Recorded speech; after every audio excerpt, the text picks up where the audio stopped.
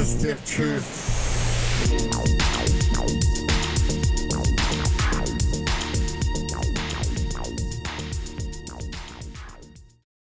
All right, we can do a show.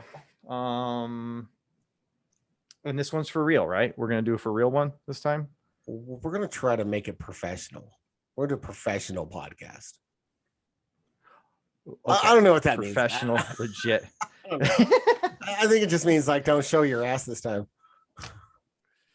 Perfect. Well, let's just kick it off. Welcome to the Stiff Truth. My name is Scott Castelnova, and on the other end here, my good buddy, Mr. Bob West. We have a glorious lineup here today on the show. I'm super pumped, but first of all, let me get out of my own way here. How the hell you doing, Bob? I am doing really good. Your trip down last It was last weekend. Last weekend was amazing, right? It was nice having everyone over. I had more company over this weekend. Everyone's feeling pretty pumped around here. Poor Jadzia, she's the only one that still has to wear a mask when we go out. Well, I think I talked about this with you a little bit earlier, but they just got rid of that in Colorado for all kids under 10. All kids under 10 now, especially in schools, everything is dropped. No masks, no social distancing. Same thing with the teachers, all that good stuff. So, which makes sense. And there's no mask mandate. It's just that I know that when we go out, right, we're all vaccinated. We're following the rules. Yeah. But like everyone knows that Jadzia hasn't been vaccinated. The vaccine doesn't exist for a 4-year-old. So, yeah, I don't know. I guess I'm just respectful. Well, God bless you. You're a good man, that's for sure. But no, I'll tell you what, man, it was very special not only to visit with you and the fam, but just getting out there and doing something with somebody besides my very close, family, which is fantastic. Don't get me wrong, but a year and a half for somebody that's extremely extroverted to be pinned up in the house and kind of faking it that I'm like, I like this. I like solitary. I really enjoy this. The best thing about the pandemic is the traffic. You know what I mean? It's been phenomenal. Like I tried to spin so many things into positives about the past year and a half, but it was super fun. And I must say, I was very proud of us. Not only did we both maintain, we maintained. I think I just want to end there the entire day. Like we didn't get sloppy, but boy, did we have a nice, solid, heavy, just quality buzz. I want to say for probably like a good 10 to 12 hours. Does that sound about right to you? I think, I think we started cracking open the 12-year whiskey around noon, 12:30. Yeah. It was, it was right around there. I think I got there like around 11:45-ish or something like that. And it took us about 10, 15 minutes of pleasantries, hugs, what's ups, how you doing, before we're like, well, I think it's time for a shot. Yeah. And just cracking open the bar. And from that point on. Yeah, it was very 1950s businessman. It was welcome to my house. This is my family. Say hello to everyone. Anyway, would you like a drink? The bar's over here. Exactly. Only thing we were missing was like cigarettes. Yeah, exactly. Right. Cigarettes and some cigars. But yeah, it was afternoon though. I will say that for everybody out there that wants to point at us and maybe say that, we have a problem or something like that. But in all honesty, the celebration needed to start early. It needed to start strong and it needed to stay strong. And God damn it, it was. No, we did good. It was an awesome day of grilling, swimming, drinking, jamming, hanging just out. having a good time. It was amazing. It was everything that it was supposed to be, and then some. It was awesome.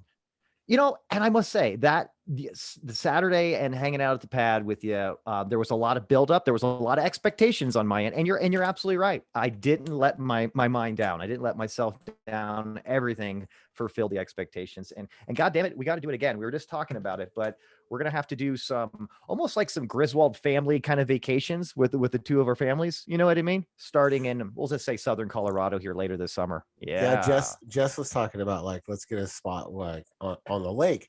And I'm like, are you meaning like to swim? And she's like, yeah. And I'm like, all right, well, that's pretty much going to take, northern New Mexico and Colorado out because you can't swim in 40-degree water. Yeah, yeah. But where are you thinking? Like Powell or Texas? Because those are kind of the options here. I mean, what are you thinking? And she's like, well, I want to New Mexico, Colorado. All right, so we're not swimming. We're thinking we're fishing. We're fishing, or you know what? God damn it. All we really need is an excuse to be on the water. So maybe we get a boat, we throw it on the water, and then we just literally eat food and drink alcohol and then have a good time the whole, maybe we jump into the water occasionally here and there, and we call it a day. I don't know. Just throwing it out there. For like a dare. Like, yeah. I dare you to go swimming. Jump in there. It's like 40 degrees, dude. You do it, man. See your knee pain will instantly go away for like 2 days. It's just an ice bath. To see who can get the first set of purple lips. That's what we'll do. I know it'll be fun. So I did see on your social media posts, or rather your wives, you guys set up the pool. You've been enjoying that? Right now. Elizabeth is enjoying it right now. I think you may have seen when she was over there, she had a really hard time parting ways with your pool. I believe, in fact, when they left, I don't think Elizabeth talked to Jamie for a couple of hours. And then when she got back to her mom's house, she like sat in the room by herself for like a couple hours too. The sulking. Just a very, very shit in my cereal kind of mentality she had after she was forced to leave the pool. But I will say that to her credit, she was able to get coaxed out of the pool. And as she finally accepted what was happening, all of us were like, hey, cool, it's time to get in the pool. See you later, Elizabeth. It was kind of a dick move, but it was just unfortunate timing. Yeah, it definitely wasn't going to change plans or anything like that. It's like, kid, this is one of the things that you got to learn to live with. This is called growing up, okay? This shit sucks. It happens a lot.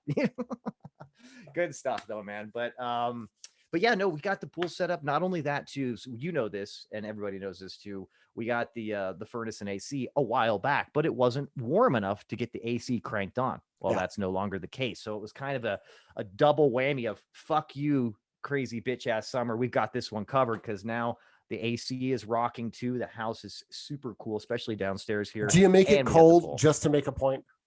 Oh, dude, what was it? It was Thursday when the guy came out to charge it up and get it started.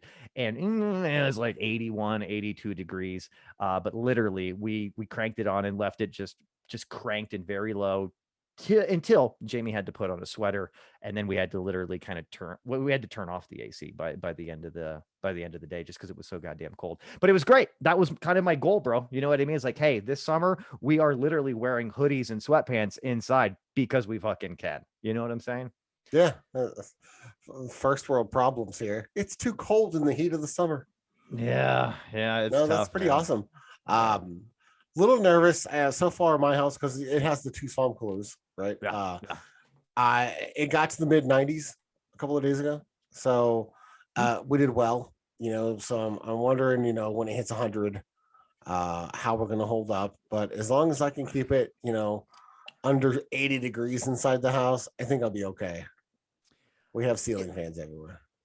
I think you'll be fine. I really do. I think you'll be fine. I mean, you've always got some wind in New Mexico, so you can thank Mother Nature for that. So you can always crack open the windows too and let that nice little breeze come through if it gets too crazy. But I think you'll be fine. It's good stuff, though. You can't beat the just air conditioned environments in general. You know what I mean? They're phenomenal. They're amazing. Definitely first world problems not to have that kind of shit. But no more. We're moving on. So, speaking of moving on, yeah, had a interesting thing happen since the last show. I have completed my child support responsibilities. That is big. That is big. My oldest has graduated. She's heading off to college in the fall, and I am no longer going to pay any money, to her unpleasant mother. And tell us how you really feel, Bobby. It was really nice though. They called and it was like, hey, it's June 1st, which was kind of crazy. I don't know what's up with the New Mexico government. They handled COVID like vaccine rollout like nobody's business. Now all of a sudden, I guess they're getting child support in line. But they called me literally the day after my child support month ended. And they're just like, hey, we need to close out your stuff. You're done. And I was just like, yeah, I am done. You're right. We do need to do that. I'm free to leave now. I can go. They're like, yeah, go ahead, pack up your shit and get out of here. Congratulations. Oh, by the way, take this check with you too. You overpaid a little. Yeah, they did say overpaid by like $600 or $700. So a little bit more nice? money. The first check came today, but they said there'd be another one coming too. So that's good. Are you with me? Well, kudos for this. Oh, you froze on me for a second. Sorry. Yeah. Oh, ooh, everything okay? There. So, so yeah, child support done.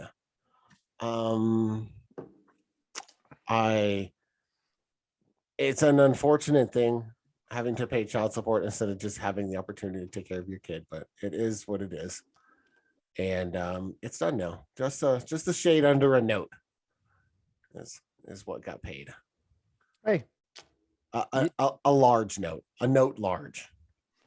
Well, you did it. You did what you were supposed to do there, and no regret. You know what I mean? At this no point. Regret. Yeah, not even one single letter. Not even a letter. So yeah, well, that's exciting, dude. That's been kind of a financial hindrance forever, my whole adult life. So to finally get that out of there, and get a chance to kind of exponentially move forward is, kind of crazy. At this point, it's not as much money as it used to be proportionately, but still, it is kind of crazy to see what we're going to do. And I think we're going to end up taking vacations, expanding the portfolio. Some interesting things are lying ahead. So really exciting for old Daddy West. I'll tell you what, June so far been a pretty good month. You know what? I feel it's important to remind everybody too what else is going to be happening this month. UFOs. We've got some information that should be released at some point this month, and I'm over here biting my nails. I'm kind of freaking out a little bit because I have no idea when it's going to happen, but it's going to happen. We are going to get a large, bigger confirmation. There is a lot of stuff out there, and that we need to look into it further. You know what I'm saying? Yeah, and the Pentagon. So the Pentagon report is finally due, and that report's supposed to be a report to Congress, right? So I don't know if we're going to see like a congressional hearing Q&A format, or if it's just going to be a written report that gets sent to Congress, and then they start disseminating information, because it's supposed to be an unclassified report, but it'll probably have classified like appendices, I would imagine. Yeah, I would probably say there's going to be a bunch of redacted kind of comments and stuff too, and stuff blanked out. You're like, awesome, great. I honestly think it's going to be more of the written report. That way it can be laid out, reviewed by multiple parties to make sure there's nothing crazy on there. I don't really see, and who knows, I don't know what the government has to hide and everything, but I don't see them doing an open Q&A forum. I think that leaves them open to too many things they might have to say on the fly, and that could maybe, depending on what they know, put things in jeopardy for things that they don't want us to know. Perhaps. I'm just kind of saying, I just don't see them being that forthcoming and actually doing like a round table or anything like that. That sure would be awesome to get one of those nerds up there from like the alien section of the Pentagon having to answer questions to like our caricatures that have become our United States Congress. Yeah. Well, it'd be really interesting. It's like, all right, guys, we're going to now give you the unclassified dirt, all the information we have on extraterrestrials, UFOs, what have you. And we have a keynote speaker that's going to be bringing to you. Everybody, I want to welcome Mr. Bob Lazar. It's like, oh my God, goodness. Right. And you guys have up there. So what would you say that these alien sightings have done for our duly elected president, Donald Trump? Right. How did it affect the election results? Like just nonsense going on. Like who knows? So you're right. We probably won't get them in front of an actual televised congressional panel, but it'd be really great if they could do that for us. I doubt they're going to though. Now, do you foresee, I'm curious here, do you think there's going to be any big bombs dropped here? Like some eye-opening, we'll just say paradigm shifting way of looking at the UFO phenomenon. I think they're going to keep it like really specific to the verbiage of the request in the bill, as far as of course they will all UFO sighting research or something, right? And they're going to like lay out, information about that. I doubt there's going to be any language in that bill that was said you had to disseminate information about any known recoverable crashes or any of that other shit. So I bet it's going to be very, very vanilla, and they're going to be pigeonholed into a very specific area that's, easy to kind of keep controversial and keep the sowing the seed of doubt. Interesting. Go ahead. It looks like you guys are mad. No, I was just going to say, I'm wondering what you think too, because I'm kind of thinking that the way they've laid out like the videos from the Navy and everything like that, like not only do I kind of think potentially that was purposely done, but kind of rolled out to where this can be, the messaging can be very congruent, right? And maybe not stray that far off, and it won't be so much of an eye opener or like a wow moment for people. And they'll, like you said, they'll kind of keep it very, very generic, very vanilla. And I hate to say this, but it's probably going to be a big letdown for somebody like you and I that really would like to say, oh, hey, here's the unclassified shit. Here's what really happened in Roswell. You're like, oh shit, you know what I mean? Right. Or like, this is actually an alien hybrid human. Yeah, I brought with me today. We have a bunch of these living everywhere. I don't think we're gonna see any cool shit like that. I think they're gonna, knowing Trump, because we go way back. Knowing Trump, he probably didn't consult with anyone before he asked that this get put into that bill. It was probably just a real quick, I want to know about the aliens. That in there, right? So I want to know about the aliens. Right. So, I can see that. Like, really, who knows? But I would say it's going to be a very, very legal lawyer type of, response to only give answers to questions that were specifically asked in the legislation, and that's it. I would imagine, because to give up any sort of craft or reverse engineering or anything seems like a national security and of national security interest when it comes to other countries and military races and technology and all that. That's a great point. To me, it seems like actually revealing everything they know. You could defend not doing so, right, by saying that it would be that it's sensitive material. It would jeopardize national security, and they can just kind of lay down on that. That's interesting, because they use that for a lot of things. Even moving away from like gas powered vehicles and things like that. Kind of the same thing. It's really interesting. Yeah. I don't know if we're ever going to really know what's going on, Bob, but this is a good first step to maybe, you know what I mean? Maybe we're going to figure out what's going on. Maybe they are going to introduce like Barack Obama as like a hybrid alien. It's like, hey, you guys know this guy all very well. We got some things. There's a reason why there was some issues finding his birth certificate for a little while. And now you know. Yeah. And by the way, this just ended. New Doge news. Taking a little sidestep, off notes, off everything. I think it would be I like what you're doing. Pertinent for us to mention that Doge is now accepted onto the Coinbase exchange. So if you're looking to buy any Doge and you don't want to fuck with Robinhood because they're a bunch of crooks, or you don't want to log into some God knows what exchange, you can buy Doge from Coinbase right now. It's available. You can go buy it if you want to get in on this. I would encourage, all of our listeners to go buy some Doge, even if it's like $20-$30, get in. Why not? If you lose it, who cares? You lost more than that at the casino last time, so you're good. But yeah, Doge is now listed, so we'll see where that's going to go. It's kind of holding strong at the high 30s cents range for the last several days. I am looking for it to go up, though. Coinbase is holding a competition. Have you seen this? No, I have not.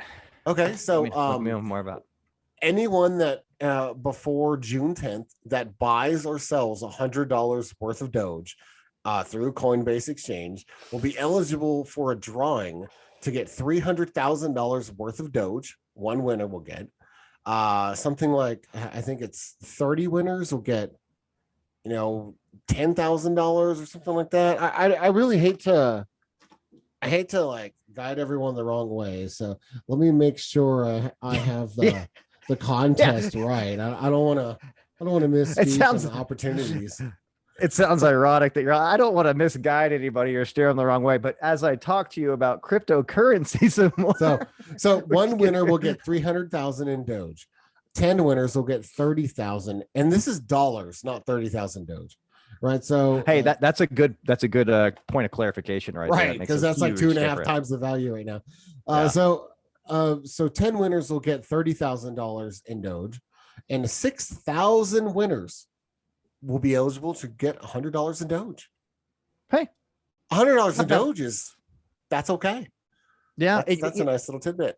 It is interesting. I did expect there to be a higher spike in value after the Coinbase announcement, but it hasn't fallen, right? So maybe it kind of curbed the volatility a little bit. You know what I mean? And which is just as good. But it was interesting. I did notice that it did pop up a little bit into the 40 or like the low 40s recently, and then kind of it's been staying pretty, I would say pretty consistent in the 30s right now. Where is it right now? I want to say it's 36, 37 right now. 37. I was just doing some chart analysis and kind of looking at what might be to come. And I don't know, I've been telling you for a couple of weeks that I think Doge really has a large spike coming.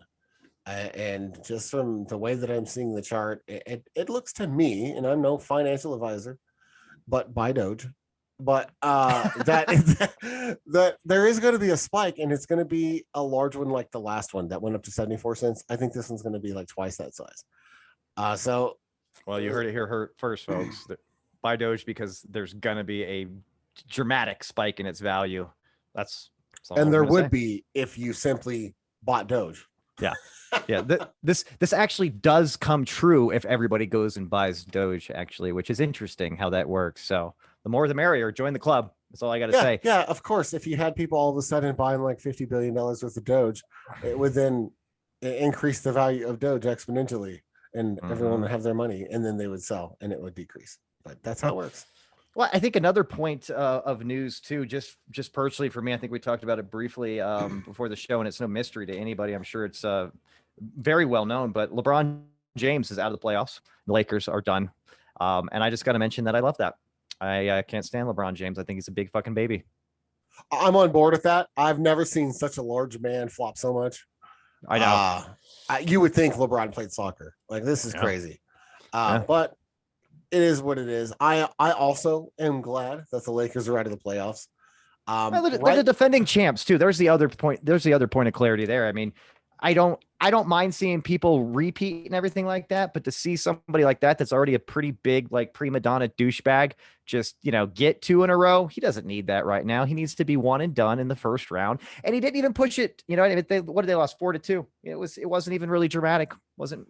Well, and to be clear, by douchebag, I'm assuming you mean on the basketball court, because I would imagine he seems like a pretty good father, pretty good person, philanthropist, all of that. But man, as far as basketball goes, I can't stand LeBron James.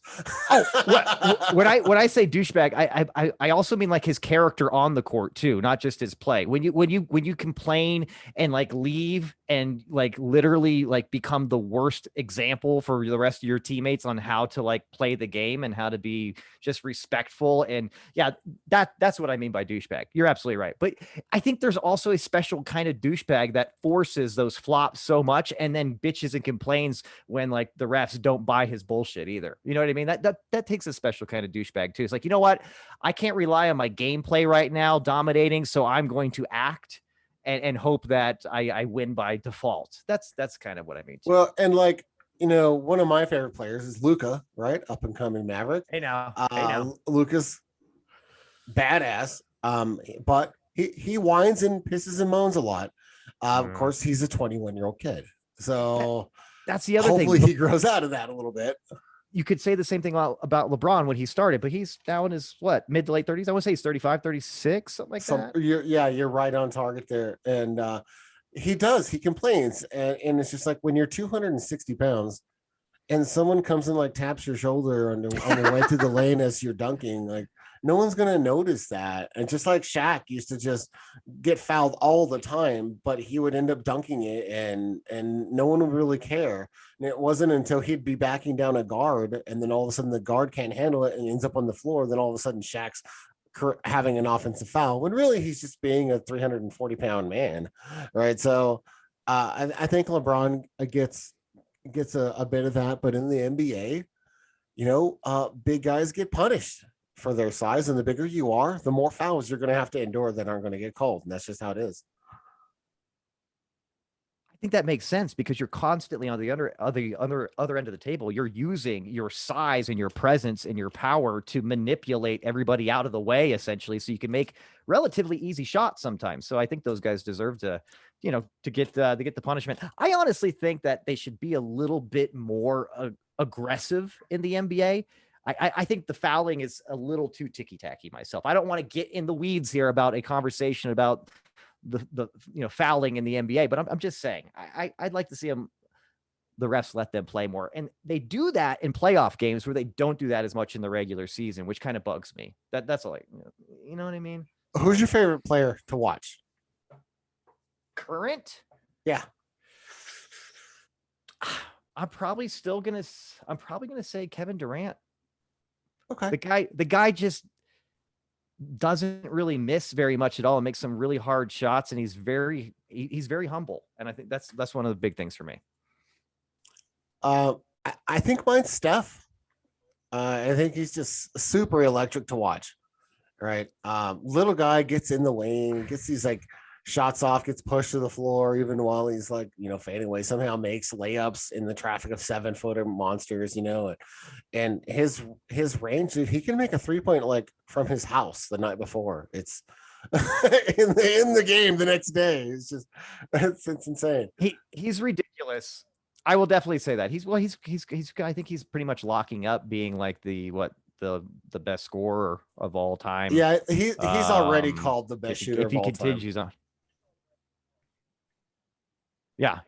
And I can buy that. My only issue this season watching him is it's like the Steph Curry show, and like the rest of the team is like not really doing much besides relying on him for everything, which is great for him. But yeah, that's the only reason why I didn't go. Yeah, that's the only reason why I didn't go Curry. But I do like Penang curry. You know what I mean? Just gonna say that. Big fan of Penang curry with some pineapple in it. You know. Well, I'll tell you what. NBA aside, the Mavericks are up against the Game 7, and hopefully they can move on, because I would sure like to, to see them. I believe it's tomorrow. I don't think it's tonight, because they played on Friday, and then they have to go to, I don't know, maybe it is tonight. I guess I can look real quick and just check the old NBA schedule. I'm going to check the brackets here, because knowing that the Nuggets moved on, I'm wondering if there's a look, 1:30 p.m. today. It's today. Well, it's in half an hour. Well, that's going to be distracting.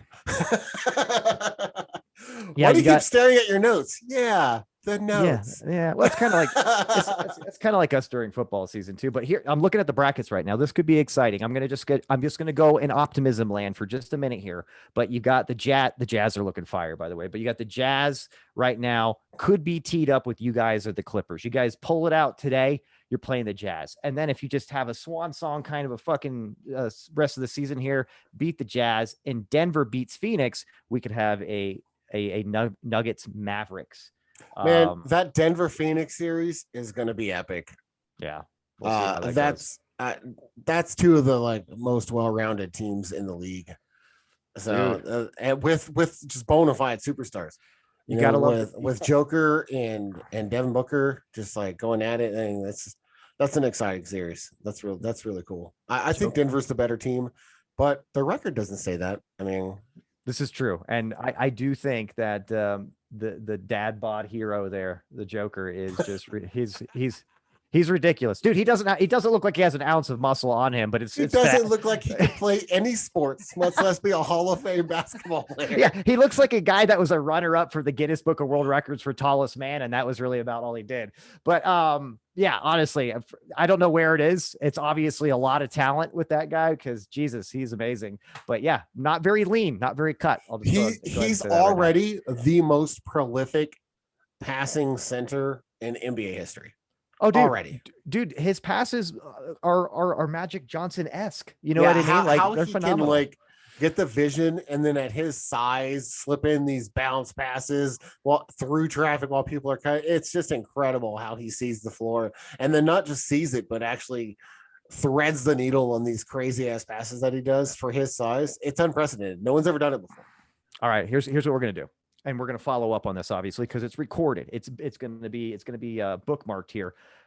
Let's call right now your Western Conference finalists, not the winners, and then Eastern Conference right now. And I'll tell you, we obviously got, you guys are a toss-up, but you got Jazz, and then you got the Denver Phoenix. On the other side, you got the Bucks in Brooklyn, and then the other bracket is Philadelphia and Atlanta. So I'm going to say it is going to be Denver and Mavericks. So Nuggets, Mavericks on that side, and then I'm going to go with Philadelphia versus Brooklyn.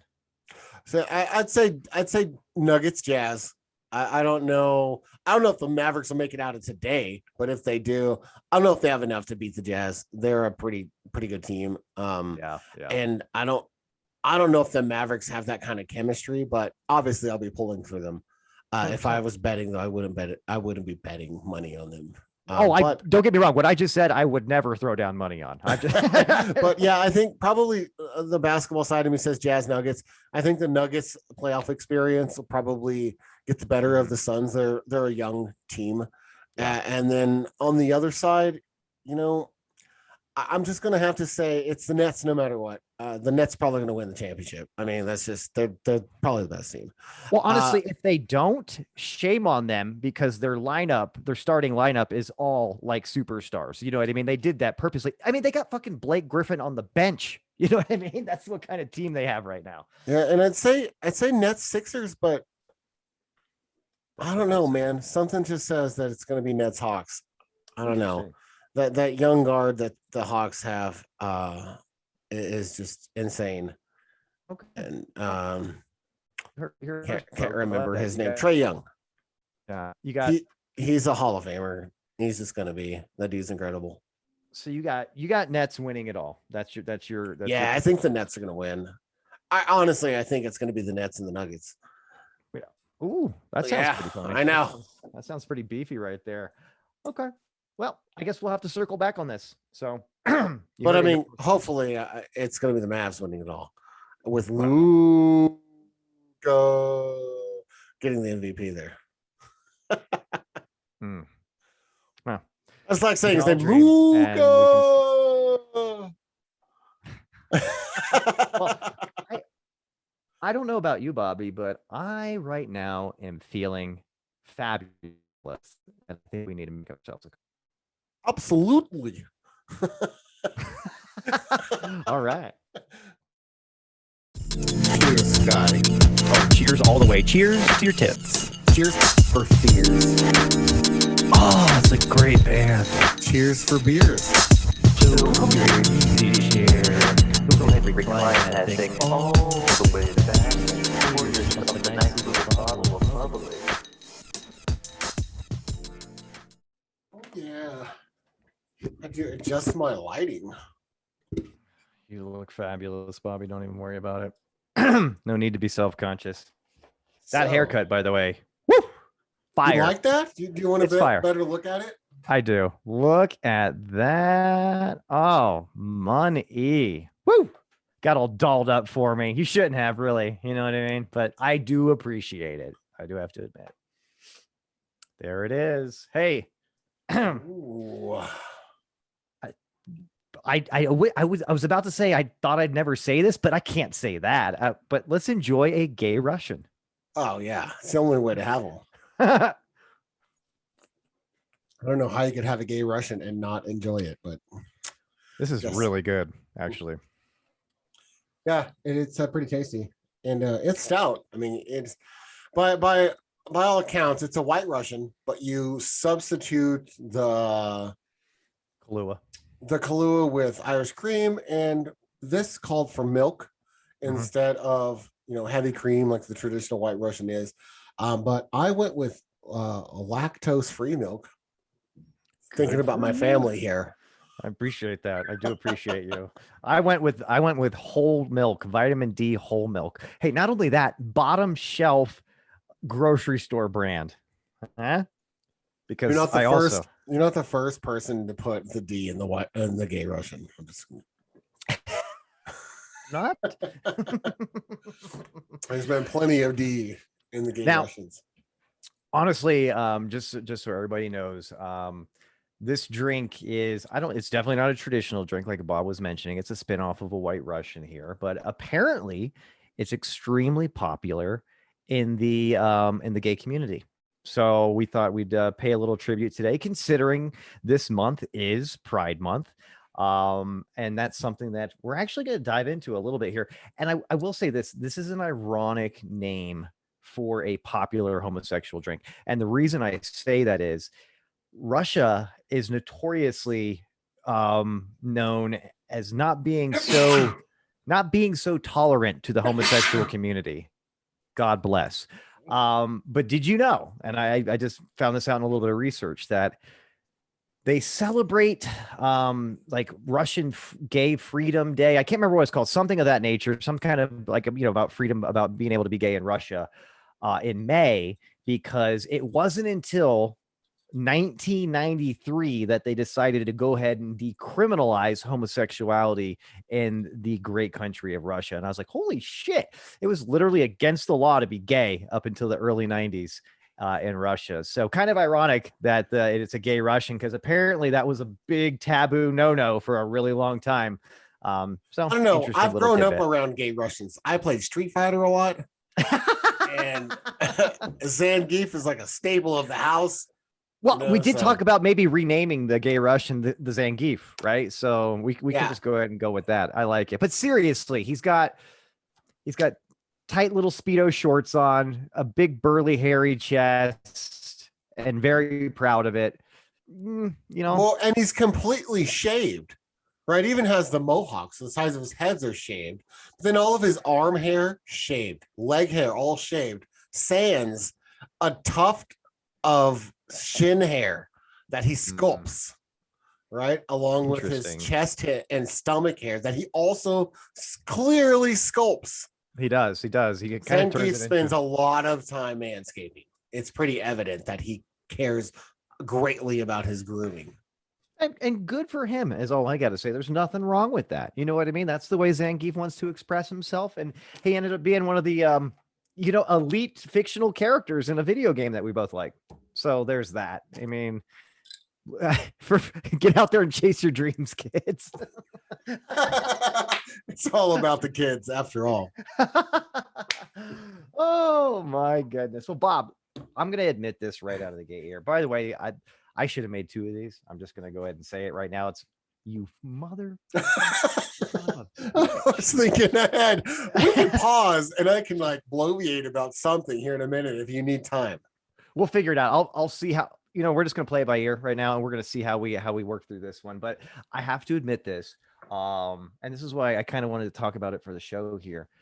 I really knew nothing, and I probably still know relatively nothing about the gay pride movement, why Pride Month was in June, when it started, where it started, why it started. I mean, I had a pretty heavy assumption that it had to do with, equal rights for homosexuals and whatnot. But I gotta correct myself here. I'm sorry. I shouldn't say homosexual. I should say LGBTQ. Come on now. I'm gonna be honest with you. It's hard for me to remember exactly the sequence of saying that, because it doesn't normally come out of my mouth very often. There's some other things that do come out of my mouth very often, but that's a little insight into my line of thinking. I grew up a blue boy in a red state. It's the boo boy. I've always kind of had this independent way of thinking that was non-consensus in East Texas, to say the least. And I really don't like the labeling of sexualities, right? I don't even like non-binary, right? I don't like it when I don't like the word gay. I don't like the word straight. I don't like the word bi. I don't like, I mean, I guess trans is kind of to identify, certain, transitions and where people are at with kind of doing things. But even again, I just simply don't care That's about pointing all out. that. It's still pointing out. It's categorizing your sexuality. Even trans is, right. I think that kind of goes along with what you're saying. You gotta bag that one too, man. You're still pointing out something that doesn't. I really just have this disdain for those terms because I just don't give a rat's fuck about who and how you are fucking unless it's me, right? So I don't care about how other people do their thing, as long as it's legal. You know what I mean? It's like consenting adults. I've always just had a hard time. Well, not always. I guess as I've gotten older and kind of like seen the whole movement come, and now it's more like, well, I'm pans. I'm non-binary, and I don't give a fuck. If you're single and you're at a party and you're like looking at everyone like you're the Terminator marking targets of who you want to bang, and that's a mixture of God knows what, then who cares? I just don't care. And so the term like gay or whatever, like, sometimes I'll say gay as something that like as a replacement for the word lame, right? Oh, that's gay. Oh, that's lame. Well, that's something from my childhood, right? It doesn't mean anything in a sexual way. I'm not trying to be demeaning, but understand how it is perceived, and it's kind of an archaic, boomer way of talking, right? So I told Jess the other day, and I was like, you know what? I'm just gonna flip the script on that and just start saying that that's so straight. And so when I see something I don't like, I'm just going to be like, that's so straight. So then if someone wants to like condemn how I talk and be like, oh, really? Like I'm talking to like, about, I can say that. I'm talking about myself. Like, I mean, you can own that. And even then, am I? You don't know how binary I am. You don't know, you know what I mean? And how judgmental of you to assume that I'm coming from a place that's anti-gay. You don't fucking know. You've never been in the bedroom with me. You don't know my kinks. You don't know what I'm into. How dare you, sir?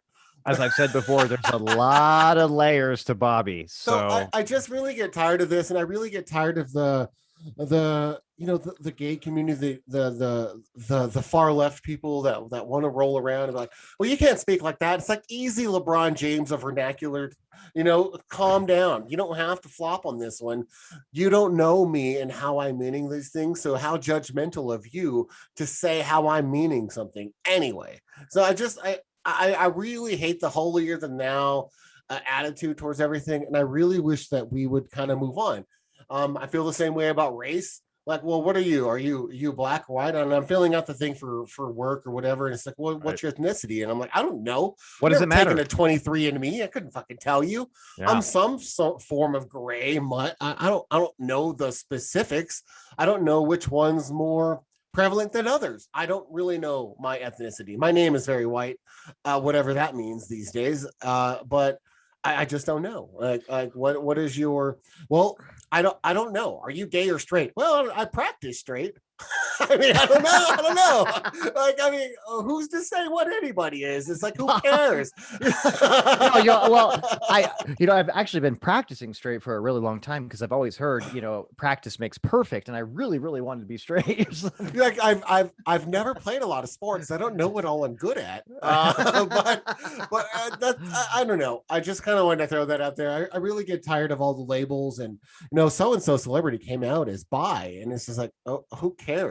Yeah, like I just don't understand like why it's a big deal, and I think that the fact that we make it a big deal perpetuates it being any sort of deal at all.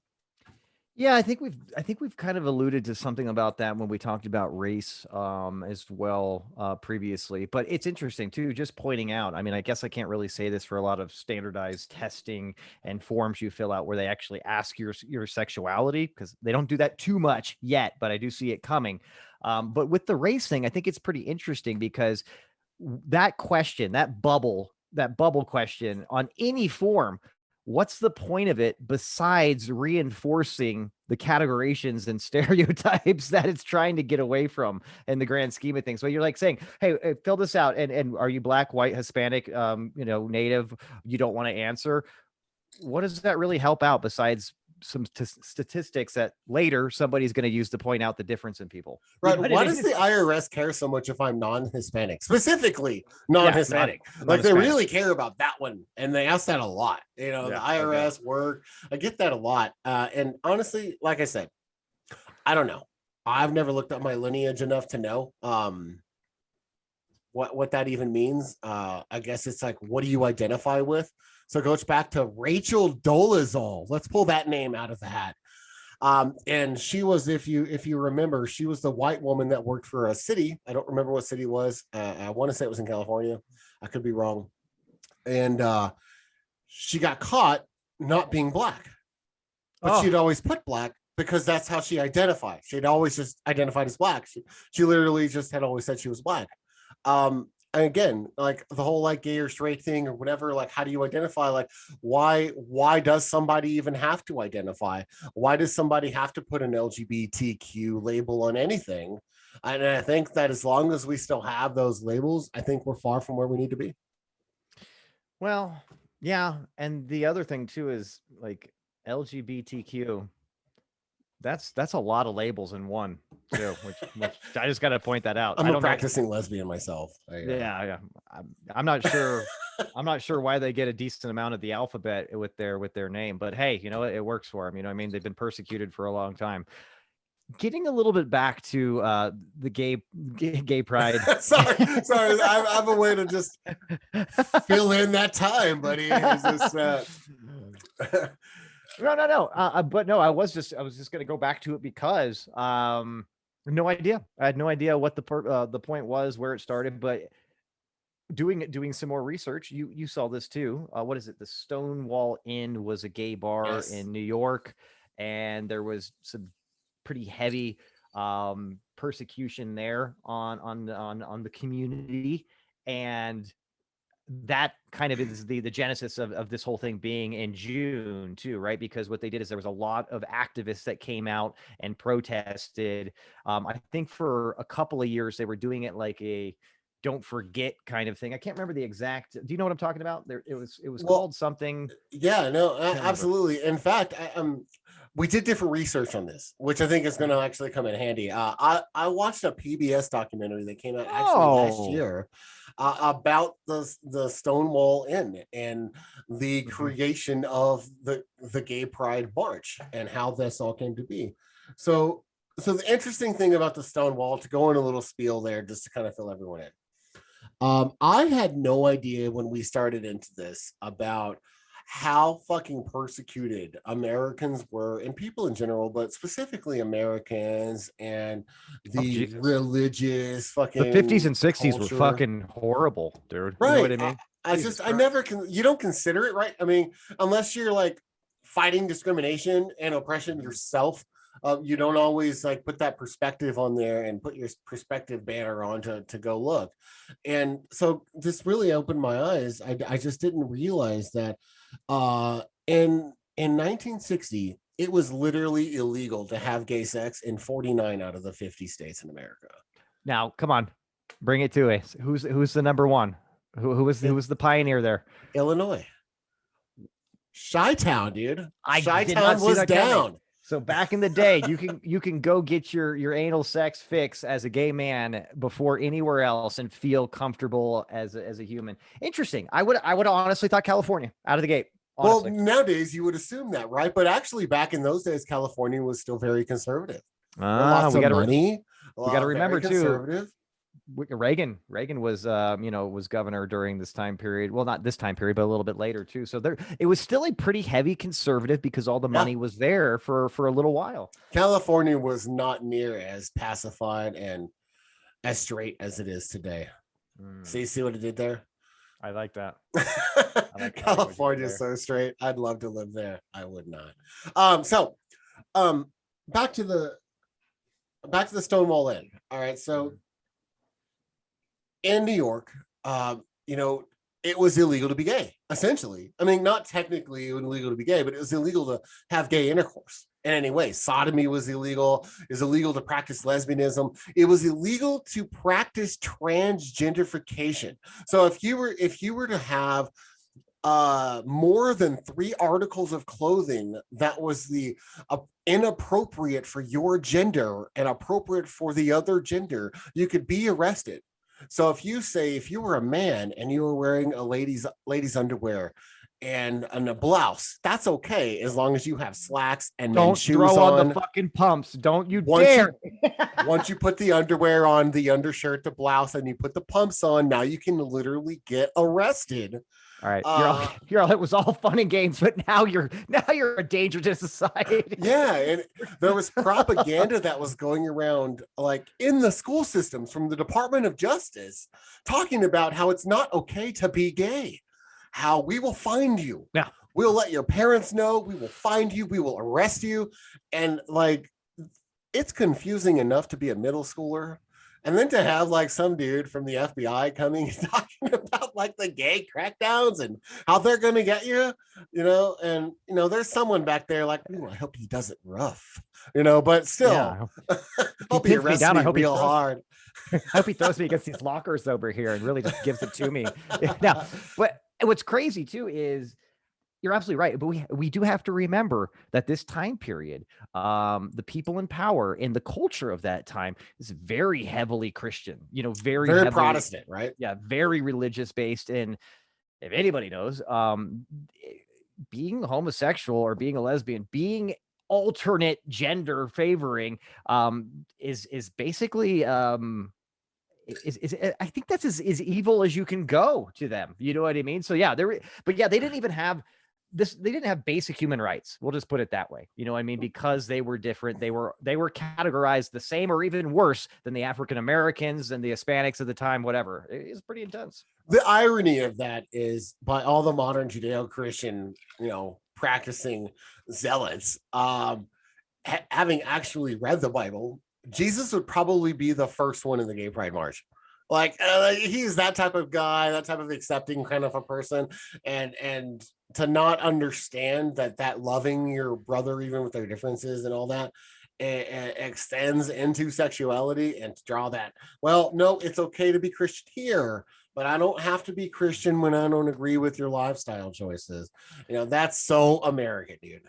I think the contrary nature of the behavior of modern Christians versus what actually Jesus taught, is going to be almost universal in just about everything. You know what I mean? That they hold true as a virtue or whatever. But yeah, it's ironically pretty interesting. I did want to double back here just to let everybody know, before they actually had the first, we'll call it Gay Pride rally, Gay Pride March in New York in the summer of 1970, they had them from 65 to 69, and they were called Reminder Day pickets. Basically, just let everybody reminder, we're out here and we are being treated like shit. We need to change this. And then it really just amped up and got to a new level after the Stonewall Inn extravaganza, we'll call it. Would that be nice? And I was listening to this interview from this older lesbian that was around New York in the time, right? Mm-hmm. And she said a reason a lot of the gay community fled to New York is because if you're in a small town, everybody knew you. You could not go date a same gender person and not have the whole town know you. So a lot of people left for the anonymity of the big city, where you could actually go and kind of disappear into the crowd and actually like have a normal kind of life and date other gay people and be accepted.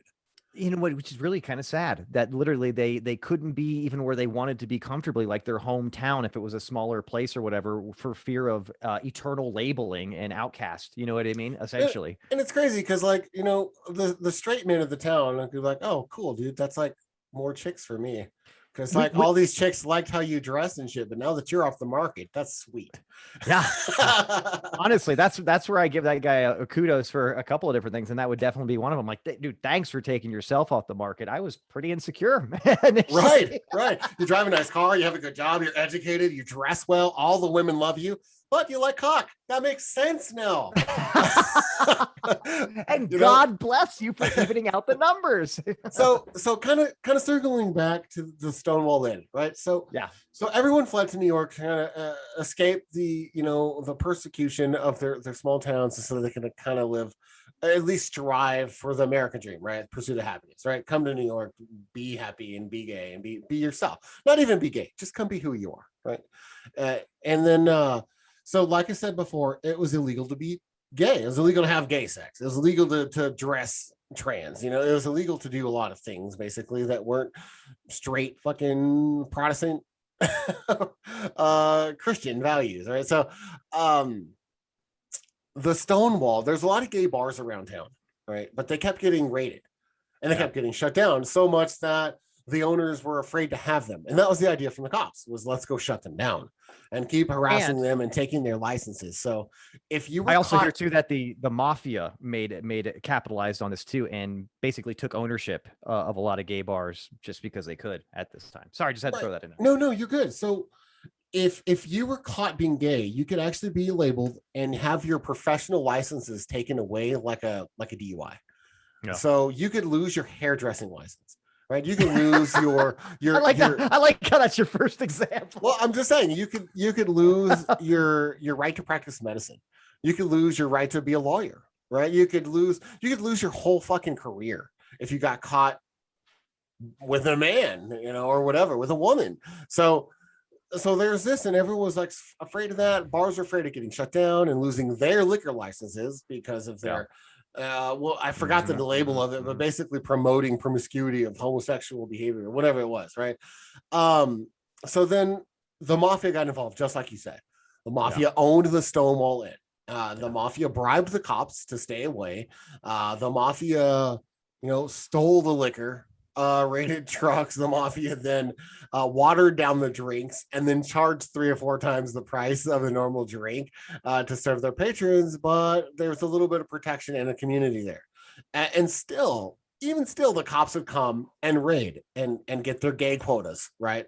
Every few weeks, right? They'd go arrest their gays until one day in June, they went there and they're like 9 cops apparently went inside there and were like, hey, you guys line up. This whole club is under arrest. Present your IDs as you exit the club and we'll make this fast, right? And then there's a bunch of resisting and they said no. The cops ended up everyone left the club. They're out in the streets. The cops actually barricaded themselves inside the Stonewall with no one else in there but the people that work there. This is like a little mini Alamo all of a sudden. I'm telling you. It's like a gay Alamo. And then the patrons lit the fucking place on fire with the cops inside. Wow. So other reinforcements came. The firefighters came. The cops were able to escape. Everyone escaped. No one was killed that day.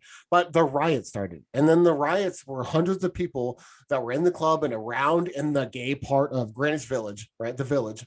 And then after the first day or so, that 100 or 100 to 300 people that were fighting and rioting turned into thousands of people. So everyone came and there's literally riots in the village for 3 days. And that's the Stonewall riot and how it happened. And that's what sparked the whole gay pride, the Pride March anniversary in 1970. Yeah, and I want to say that was to commemorate what they started calling the Christopher Street uprisings, right? Where this all happened. It's interesting too because I actually can give everybody some live audio from when they put their foot down too. But I believe it was Sven that just popped out and said, "Listen, you fuzzy little shithead." To all the cops, right? And that's when they lit that bitch on fire. Do you really have the audio? Oh, okay. I was gonna say, I was like, if you have some audio, that's actually real, I'd love to put it on the show. But if it's just Sven, then we could probably pull that. It's Sven is what's what there. Just he's had it. He's like, I literally had that in my head as soon as she said, they just put their foot down. If that, and I was like, I bet Sven would be a good poster boy for this one. I had no idea that gay pride in general, much less the pride parade every year, had anything to do with this like amazing civil rights fucking movement and this oppression that had been going on for so long. I'd never considered. I mean, I've known there's been hate crimes and murders against gays and all of this, but I never knew that there was just this mass oppressive and uprising event that happened in New York that really was kind of their George Floyd moment, right? I never had heard that. It's not out there very much. We had to really dig in to kind of even find this. It really opened my eyes. And to be honest with you, it's been buried for a while, because even still today, I would say minus like current times, but very recently, it's still been a big black mark to be in the homosexual community on a whole. I mean, that's just the way it is. So yeah, I don't think it's odd or weird that we don't really know much about the origins or much more else about where gay pride came from, why it's in June, and why all this stuff happened. But it is very interesting. It's enlightening, and I did a little bit more research too. I'm sure you saw that. Like initially, it was Gay Pride Day, June 28th, right? The last Friday or something like that in the month of June. But the date was pretty flexible.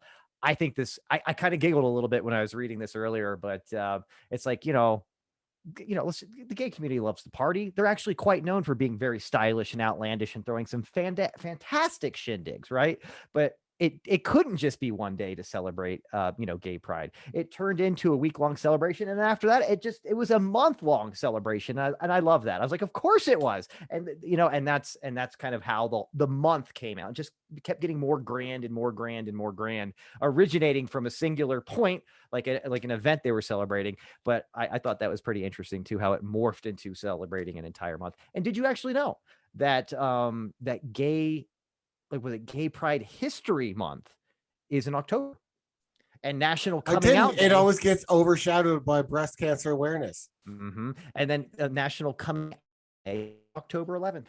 So day after my wedding is the day everybody celebrates coming out, which I had no fucking clue, but I kind of went down a rabbit hole. I was like, there's all kinds of other cool little just events going on throughout the year that I had no idea about. And I feel like a better person now because I know about these things. I really do. Yeah, I feel like a dirtbag that I didn't know this already. Yeah. Like it sucks because I should always like have people's backs, but after doing more research into Gay Pride Month, it makes me like more proactive in supporting gay rights and just kind of the movement in general, because I'm not a big fan of oppression, especially when it comes to what people do behind closed doors. I think I've made that pretty clear on the show before. Yeah, this is true. In fact, you said on a previous show, like, hey, I don't care what you do behind closed doors. In fact, if you want to, leave that thing open. You know what I mean? So that's right. It really depends. I don't know if you want to see everything. Yeah, something of that nature. I can't remember exactly how it went, but no, it's good stuff. Well, hey, yeah, you want the door open? That's cool. Do you have any like rubber gloves and a solo cup? Shut the door. Shut the door. Shut the door. I don't need to see that right now. I just ate 15 minutes ago. I don't need that kind of aggravation. Absolutely, my friend. No, good thing that I'm very happy that we did some research on this and just shed some light, hopefully, for everybody. Because again, I have to imagine that the majority of people, me thinking that I'm the majority of people, what have you, just and being somewhat very ignorant to what's behind all this, which I think is very enlightening and gives a lot more credence. You know what I mean? So yeah, because if nothing else, if we've inspired a couple of people to actually just watch a documentary or do some research for themselves, good for you. Good for you. And if we inspired anybody to be gay, fantastic. Well, that's like that 60s propaganda, It's a mental disability, and they'll turn your kids gay. It's just like I just if you like cock, you like cock. I mean, I don't think you reach a point in your life you're like, you know what? I've got a fever, and the only prescription is cock. I don't think you ever like reach that. Like I'm 28 now. I'm gonna give up girls and take dick. I don't think that happens.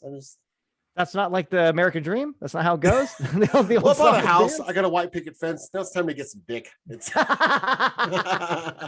Oh my goodness. Well, I'll tell you what, not to make a dramatic pivot or anything like that, but I want to just call this out here because it's today.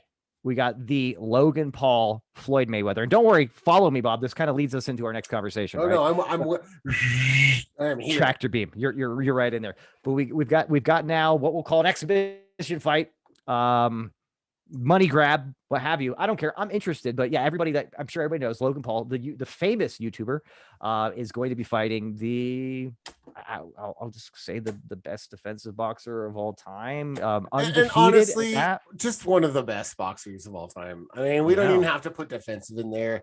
It's not my style, but you can't argue results. I mean, the dude just wins, and dude never loses. In fact, he's never lost. So, how did this even fucking happen? That's what a lot of people are saying that are kind of pissed off. You got the people that are making this even more popular that are saying this is a complete joke, but they're also hyper focused on watching and doing everything and following. And have pre-ordered the pay-per-view. Yeah. Pre-ordered the pay-per-view. Invited everybody over just so they can tell him how much of a dirtbag piece of shit it is and can't wait till he gets knocked out by Floyd. This is the most terrible thing to boxing in the last 50 years. Anyway, are you coming over? I'm about to fight. Yeah. It's like we got chicken wings on. But it brought it to my attention, not just that, but influencers in general. Social media influencers are very amazing in my mind. It's literally, and I said it to you the other day, and we know this too. There's people that literally, what some people claim, which I think is also interesting, that these no talent they're nobody coming from, these guys are just making YouTube videos. But you literally now, what I think is all these people have mad talent. They're very, very credible to go up against anybody that's a quote unquote traditional celebrity, right? But now you do not need an agent. You don't need a publicist. You don't need like a team of professional media relations and show business extraordinaires to get you up to this level. You can literally get on your fucking phone, turn on TikTok, turn on Instagram, whatever it is, make a quick video. And if what you're doing is catchy and people like it, you can go viral and you can start making billions of dollars and literally become the highest level of fame possible. And that's fucking crazy, man. That just blows me away because if you think about what it took to get recognized or to be heard 20, 30 years ago, that's completely erased. It's changed the ball game, man. And I think that warrants a conversation. I'm just going to start there and pivot it over to you. No, absolutely. What's happening now is pretty crazy because we're actually turning into more of a meritocracy when it comes to celebrityism. Mm-hmm. Right. It used to be, are you hot? Can you remember a scene enough to sing? Act it? Right. Yeah, can you sing? Can you dance? Whatever. Whereas now, I mean, there's still a little bit of that, because a hot chick can get half naked and get 1 million likes on TikTok versus like someone that's like a PhD trying to educate someone getting 500 likes. I mean, that happens. True. But also there's just are you willing to put in the work and to do social media? Are you willing to put in the work to gain your brand, gain consistency, put in the work to release your 3 videos a day, which we all know that's work. Yeah. So if anyone's like, I'm going to be a social media person, I'm just going to release 3 videos every day. That 3 videos every day is probably going to be like 10, 12 hours worth of work for you.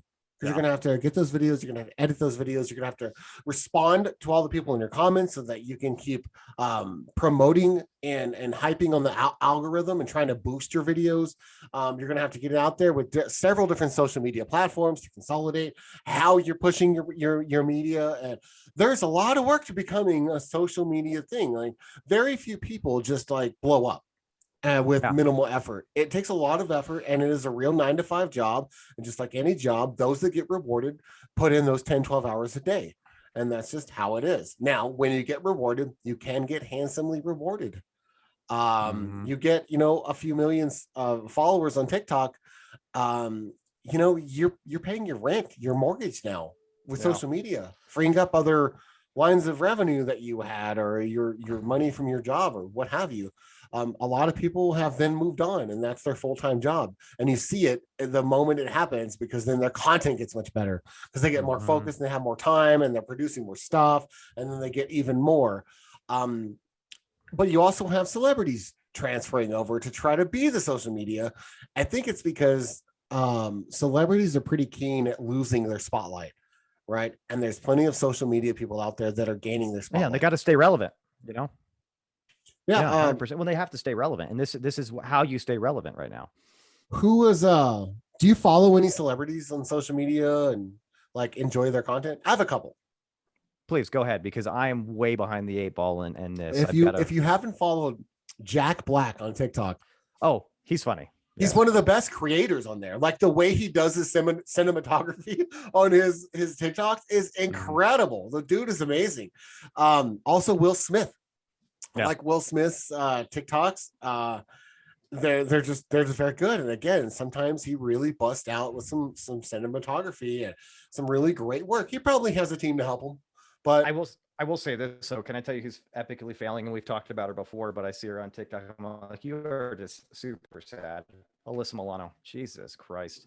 She needs to just hang it up altogether. But she's got a lot of followers. So I guess there's that. I don't know. Well, and her deal is she's just trying to like get all of her new stuff and whatever based off of her political viewpoints as being like the most left person in America, right? So, and she's like, well, you spanked it to me when you were 12, so now listen to my politics.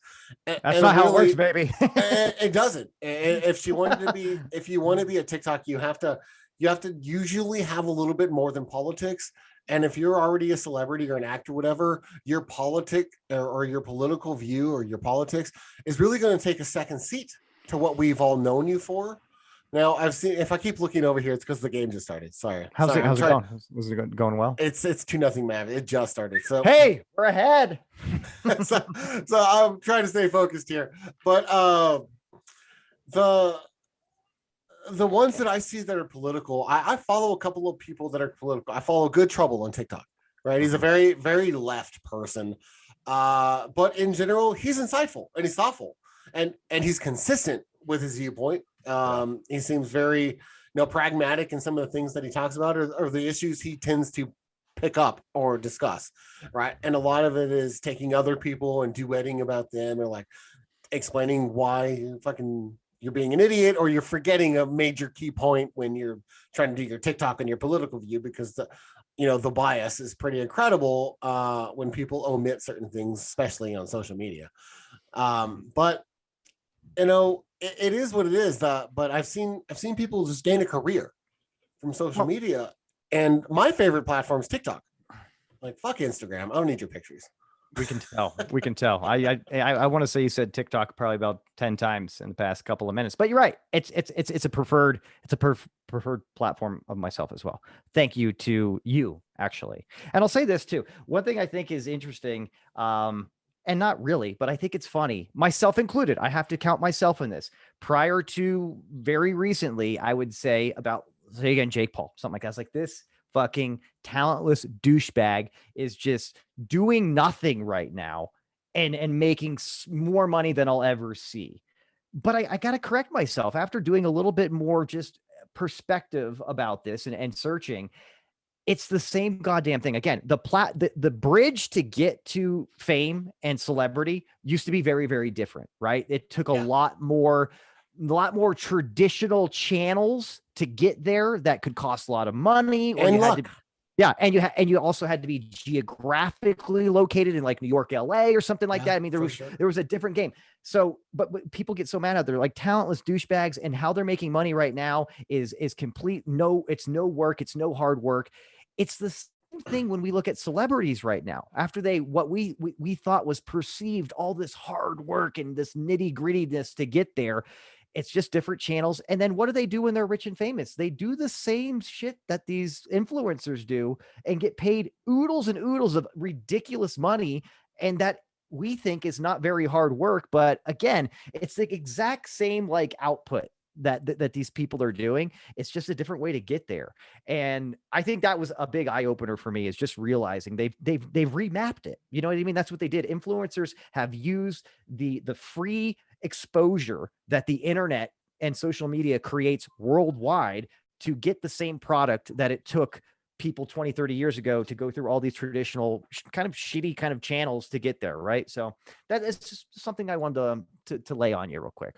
Yeah. And, back in the day, you used to have to move to LA, right? You move to LA, you become a waiter, as everyone does, right?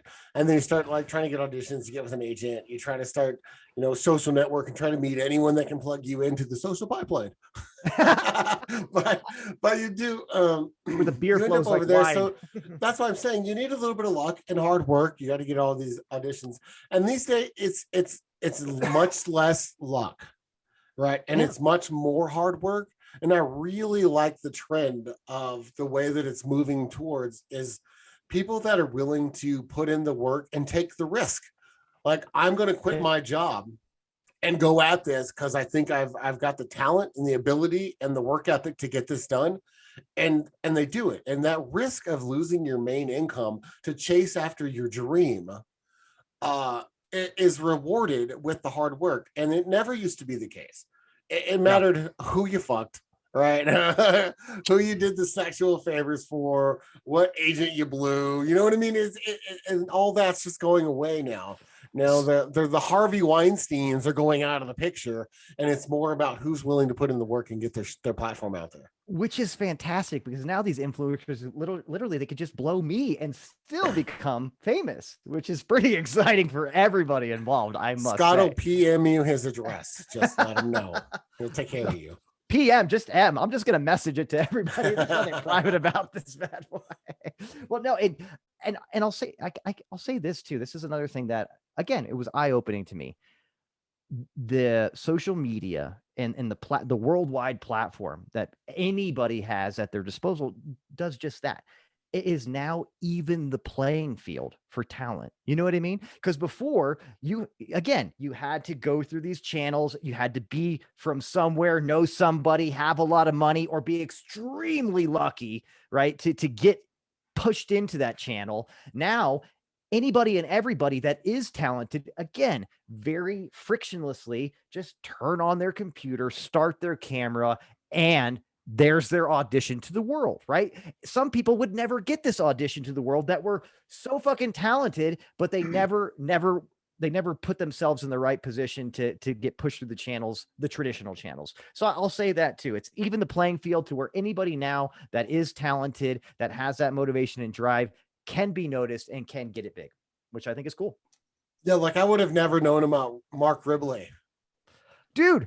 Well, I mean, you wouldn't have known him without me, obviously. But yeah, no, right? I wouldn't have known him without you, but you saying, hey, look, I follow this guy on YouTube.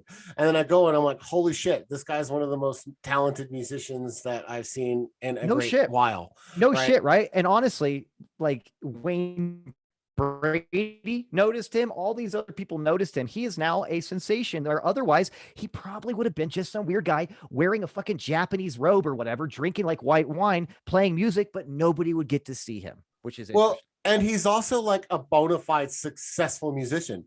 Oh yeah. Whereas, 2 years ago, he was just like, I hope I can be a musician instead of like scraping by at my day job because I'm a musician. And when you watch him, absolutely, this guy's a fucking professional musician that needs to get paid as an elite performer, right? Mm-hmm. This guy is amazing. And if not a performer, at the very least, a production person with his own label, right? Mm-hmm. So, but that's the kind of thing that social media rewards, that work and that risk. Whereas you disappeared into the anonymity. And it's really exciting the direction that things are moving forward. And especially with our son. I mean, we see things through a certain lens because we grew up a certain way and things are the way that they are. We see things in a view from the past, right? But like our children see things in the view from the present, and the present is closer to the future. So it's harder for us to see the future than it is for our children to put that in a real philosophical sense. So when Daring is just like, I want music equipment. I want video equipment. I want to start my Twitch channel. I want to do my YouTube. I need Ableton. I've got my mixer. I've got my guitars. Like, he just sees this whole opportunity that you and I would have never even considered were possible when we were growing up. Oh, 100%. Because again, now to piggyback off of that too, now when kids have a dream to just make it, whatever that means, right? If they want to make it, they want to be seen, they want to be known for what they can bring to the table creatively or whatever it is, the path to get there is so much more realistic. Let's just leave it at that. You know what I mean? Like, hey, how are you going to do this? You know, those are pipe dreams. Our parents would tell us, you can't become a famous musician. No, you need to be a lawyer.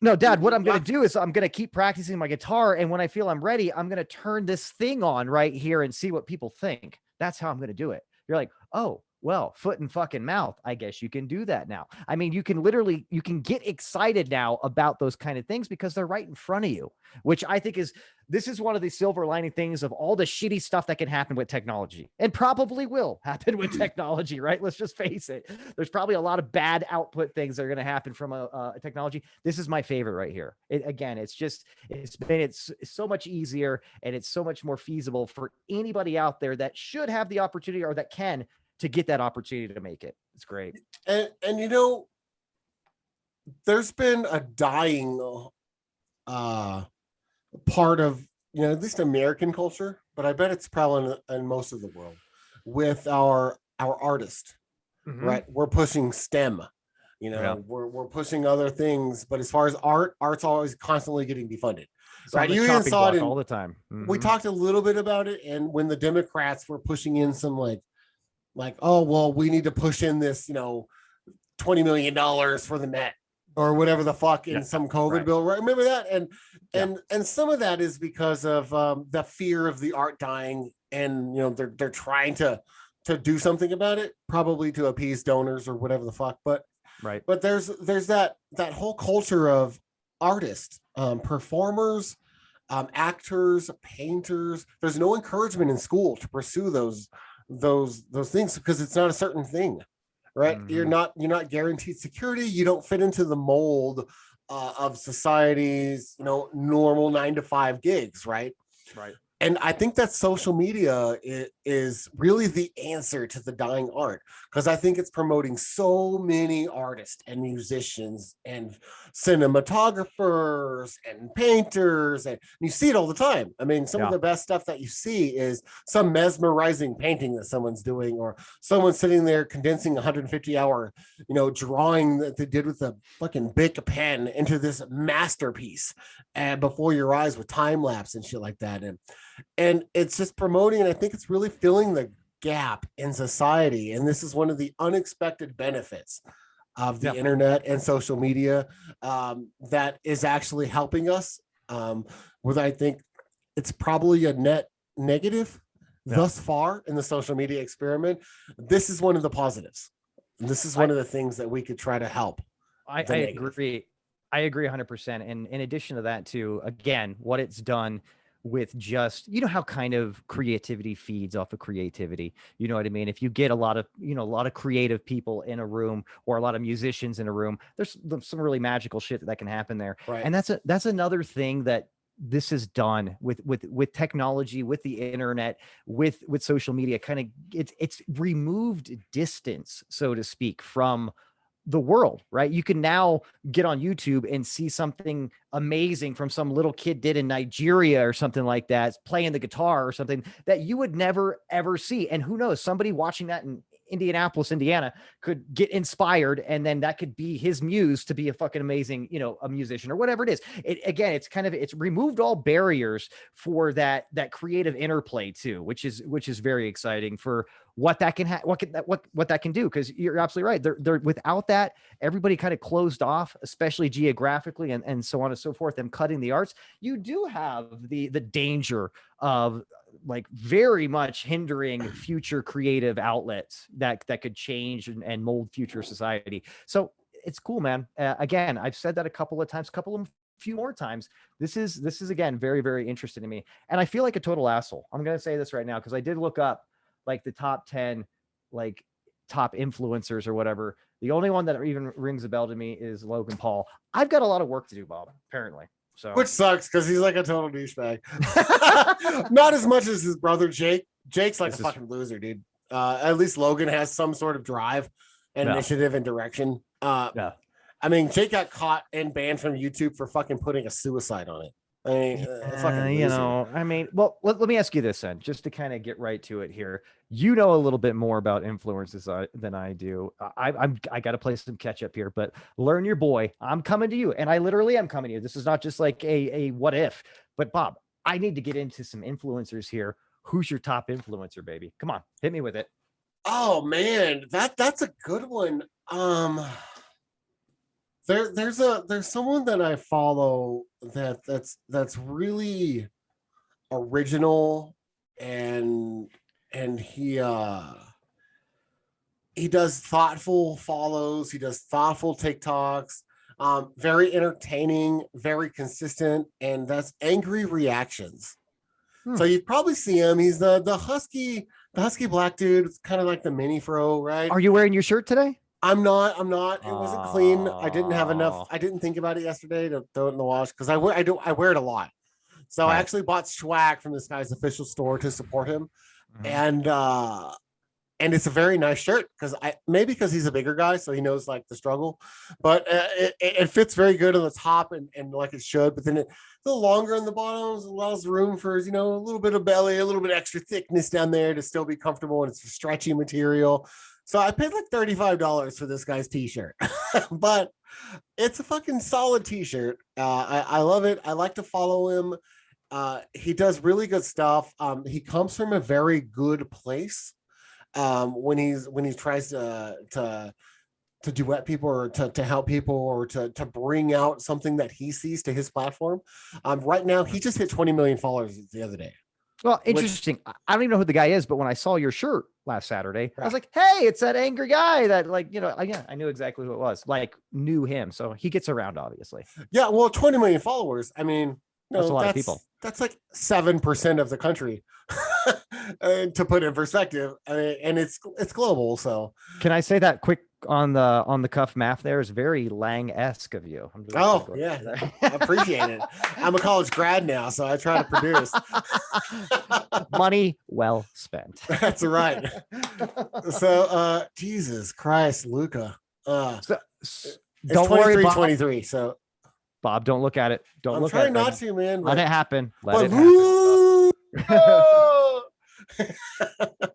Well, I'll tell you what, from the small amount of research that I did, I'm one of those guys that, especially until I learn more about different influencers and maybe pick somebody newer, I'm going to go who I understand is the OG. And after watching the documentary that I did the other day, I was like, you know what? I didn't really give her a lot of credit. And then when I watched this, I was like, yeah, no, she did really make something out of almost nothing and become worldwide. But Paris Hilton, dude, I'm going to say probably she's like the godmother of social media. She's like the OG. And literally she was just known as the Hilton family, like granddaughter for the longest time, but she was able to get that one at bat. You know what I mean? And she took a fucking six swing and she perpetuated herself to being a global icon. And I think is probably still like one of the most famous people worldwide, not just in America. And she's got like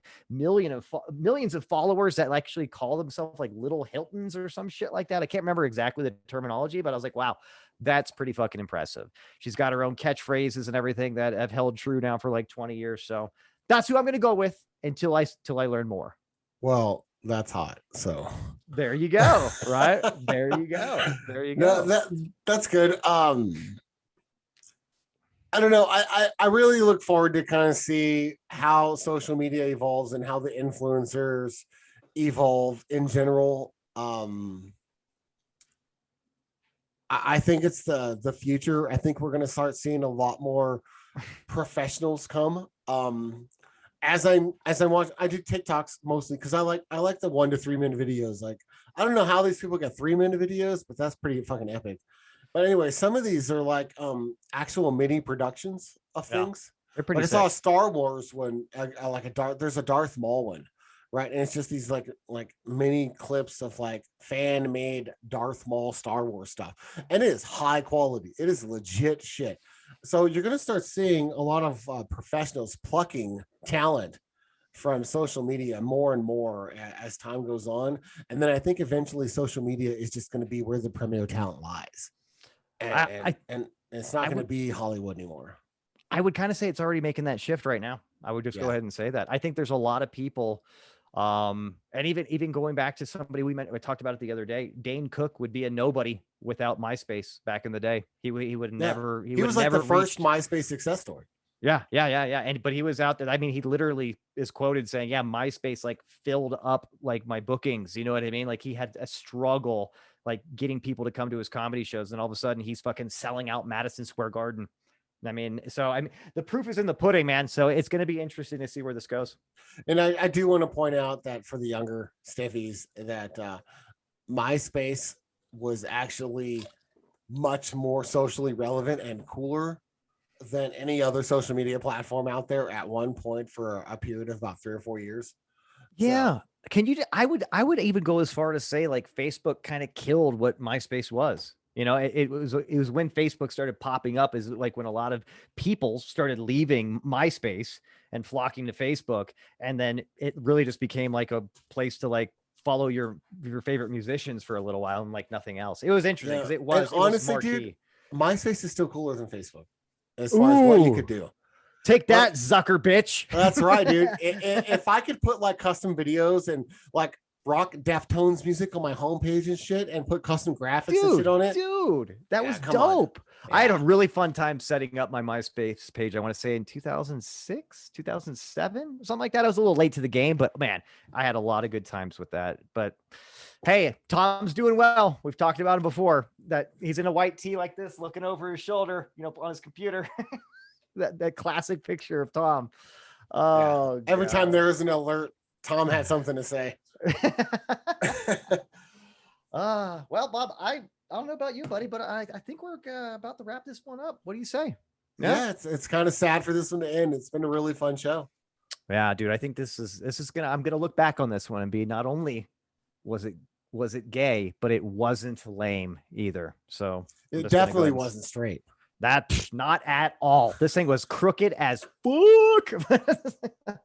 But guys, thanks for joining us. And just to go through the regulars here, check us out on YouTube, like and subscribe if you can.